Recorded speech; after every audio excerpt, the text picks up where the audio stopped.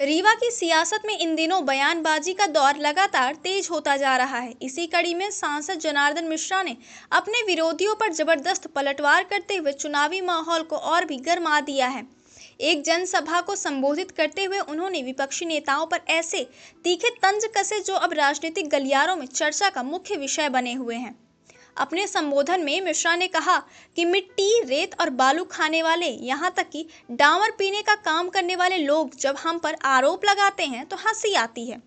जिस इंसान के रोम रोम में नशा भरा हो, जिसने पता नहीं किस किस तरह का नशा किया हो, ऐसे लोग जब बेबुनियाद आरोप लगाते हैं तो जनता खुद समझ जाती है कि सच्चाई क्या है।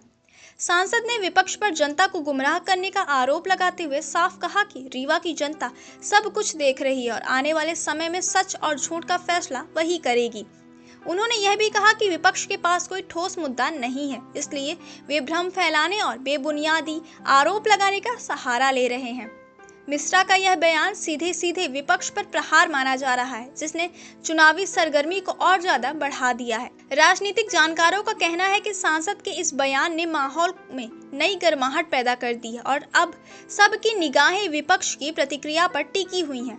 अब यह देखना दिलचस्प होगा कि सांसद के इन तीखे हमलों पर विपक्ष किस तरह का जवाब देता है। फिलहाल इतना तय है कि रीवा की राजनीति में आने वाले दिनों में बयानबाजी और भी तेज होगी और चुनावी जंग और ज्यादा रोचक हो जाएगी। अब वो जिन लोग आरोप लगा रहे हैं वो क्या क्या करते हैं, कौन कौन सा कुकर्म करते हैं, ये सब कुछ जगजाहिर है।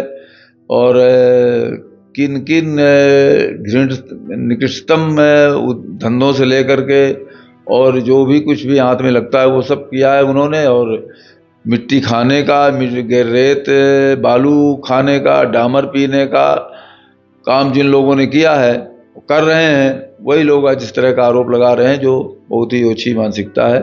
और ये पूर्णतः ये आरोप निराधार है। विकास के लिए उन्होंने जो कुछ भी किया है अपने समर्पण के साथ, इस शहर के विकास के लिए, इस जिले के विकास के लिए, संभाग के लिए जो प्रयास उन्होंने किया आज तक किसी ने नहीं किया। इनको विकास नहीं दिखता।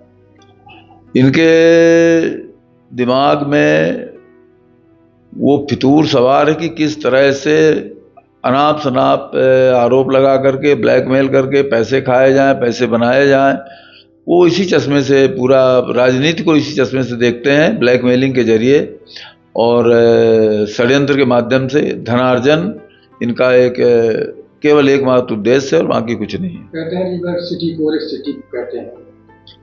अब वो जो इस आदमी के एक एक रोम में नशा घुसा हुआ हो, जो आदमी अगर मेडिकल परीक्षण कराया जाए तो पता चले कि क्या किस तरह का नशा करते हैं, वो लोग भी इस तरह का आरोप लगाते हैं तो बड़ा तकलीफ होती है। बड़ा माने हंसी आती है कि ऐसे लोग भी हैं जिनके एक एक रोए में नशा है, वो लोग भी इस तरह की बातें करते हैं। तो इससे बड़ा खुला मजाक क्या हो सकता है समाज का।